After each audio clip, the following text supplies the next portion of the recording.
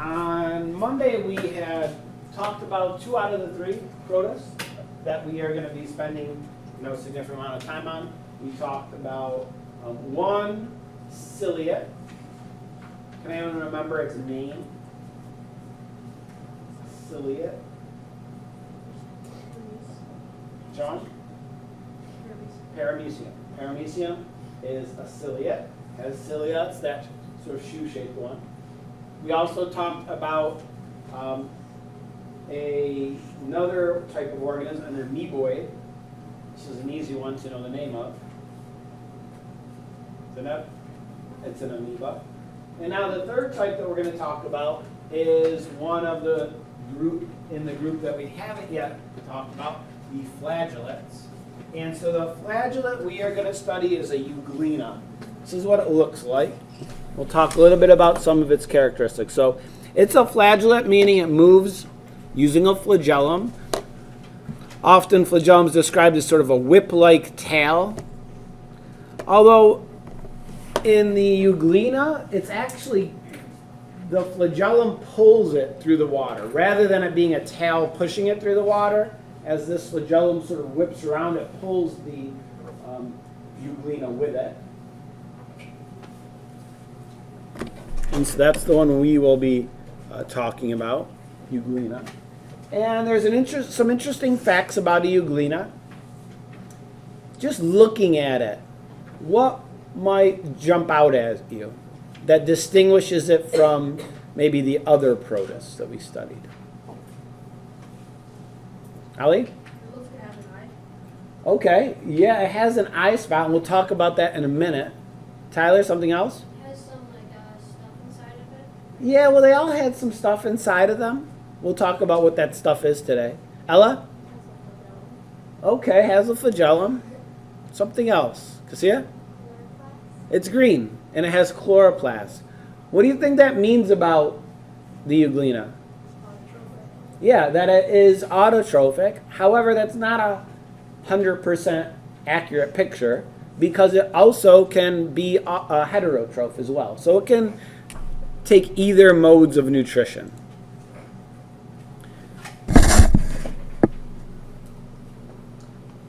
So in conditions when light is available,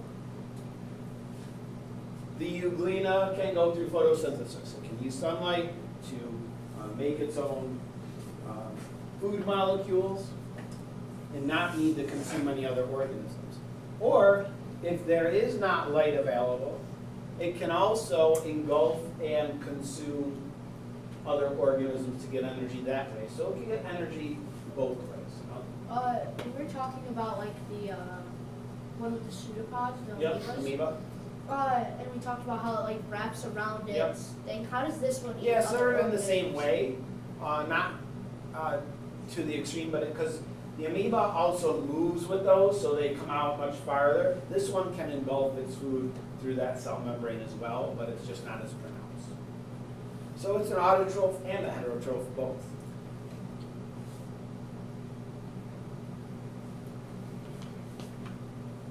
Obviously, it has a flagellum that propels it through the water. That's why it's a flagellate. Garcia noticed that it has chloroplasts. And we know from when we studied cells, chloroplasts are the organelles in which photosynthesis takes place. And Ali mentioned it looked like it had an eye. It's sort of this pigmented patch on the euglena. It's orangish in color. So these are single-celled organisms. They're unicellular, so it doesn't have an eye. It doesn't have organs. It doesn't even have tissues. It's just one cell. So this eye spot is actually just a patch of cell, not a patch of cells even. It's a structure that is sensitive to light. So you probably wouldn't say the euglena can see anything, but it can sense light using this area, and therefore can navigate itself towards the light so that it can go through photosynthesis. So it's an adaptation to be able to move toward light so that photosynthesis can take place.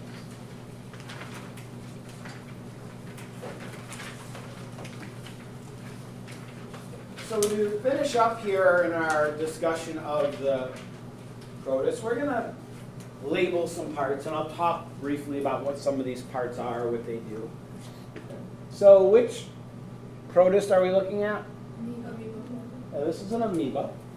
Sometimes it's spelled with an O in here, and sometimes it's not. Either one is correct. Isn't it M-A-L-E-B-A? Oh, sometimes there's an A and an E in there, sometimes an O and an E. Yeah, that's Sometimes just an E. And so an amoeba is composed of a flexible cell membrane, and therefore its cytoplasm can sort of ooze forward into these projections that we call pseudopods.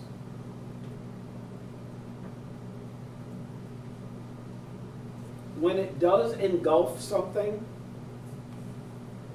that food particle is then enclosed in a little vacuole inside of the amoeba that's called the food vacuole.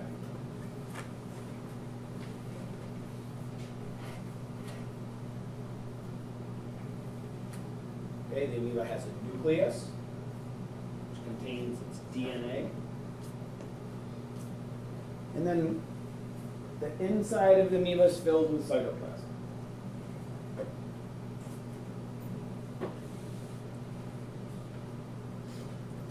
Remember the name of the organelle that helps maintain water balance in these protists? the contract vacuole? Yeah, it's the contractile vacuole. In the amoeba, it just looks sort of like any other vacuole. But as it fills with water, it then squeezes that water out, keeping the amoeba's water balance steady. So, just show you real quickly this little video clip here. You can see the amoeba actually in motion in this video through the microscope. I guess so. So you see the cytoplasm sort of streaming forward. These are the pseudopods. And so this is how it kind of moves from place to place. Big chilling.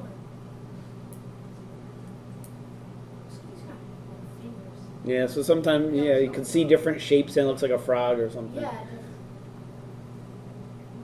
Looks like those little blue devil things there are, like they're super poisonous. Those little. Oh yeah, I know what you're talking about. It's like a Tiny slug. one. Yeah. It's like a blue sea dragon Yeah, or some something. sea dragon. Yeah. Look at it. All right. Saw it on YouTube video. Yeah. So our next protist is a Paramecium.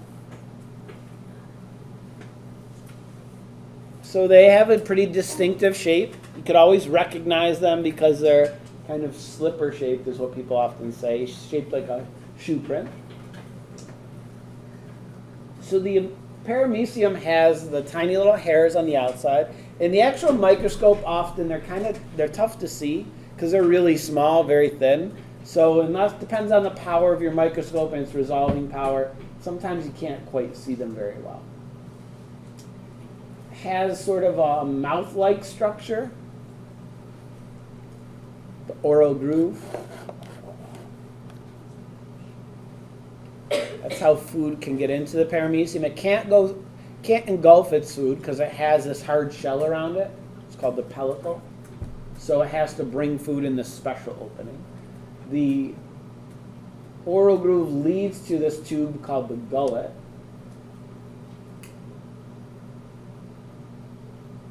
It's not labeled in this diagram, but what would this be at the end? Yeah, that would end in a food vacuole. So once food went in there, it's in the food vacuole, then it's inside of the Paramecium.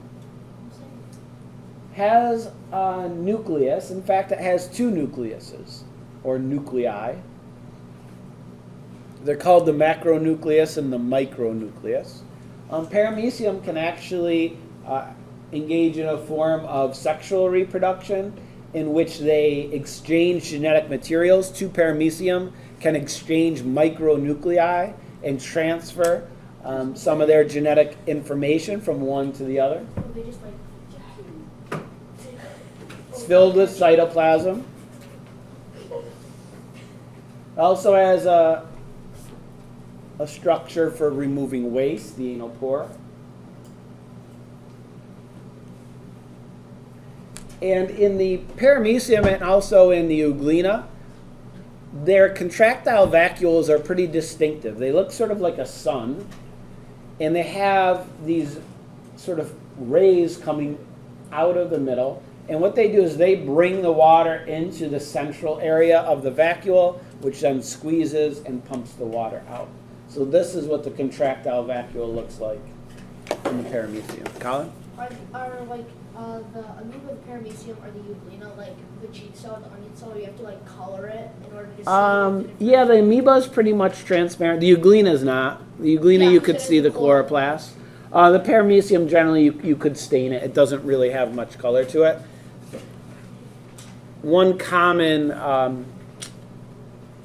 activity, we won't do this, that people do usually in college and stuff, is they stain yeast and feed it to a Paramecium, and then you could see the yeast as the Paramecium consumes them. That's cool. So here's a Paramecium you can see moving through the water. Oh, those poisons. So again, you don't quite see, you could kind of see the fuzziness of the Paramecium. And again, oh yeah, these have been stained, the yeast have been stained with a stain, and you could see them as they go into the Paramecium. That jaw is thin. So you don't really, you could sort of see the fuzziness of the cilia around the outside, and they're not, clearly very distinct, however. So this is under high power. When you see them, you might have to use a special drop of fluid to slow them down. They move really fast. So sometimes the Paramecium, you'll see it swimming through their field of view very quickly. You can use a drop of the substance called Proto-Slow, and you put it on there, it actually slows them down. That sounds like something you put in like your pool. Yeah. It's like, that is awesome. No, it sounds like one of those in case you like drowning. All right, and then our last protist, the Euglena. We just looked at them. So Euglena have a flagellum, the tail, pull them through the water. The eye spot is near the flagellum. Again, that helps them to sort of navigate towards a light source. They typically have many chloroplasts inside of them. If this were a color picture, they'd be green. What do you think D is? Nucleus. Yeah. And E? Contractile. Yes. You will say contractile vacuoles.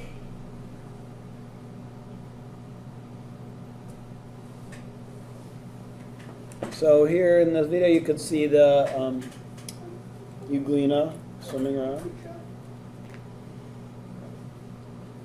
And hopefully we'll see these in class.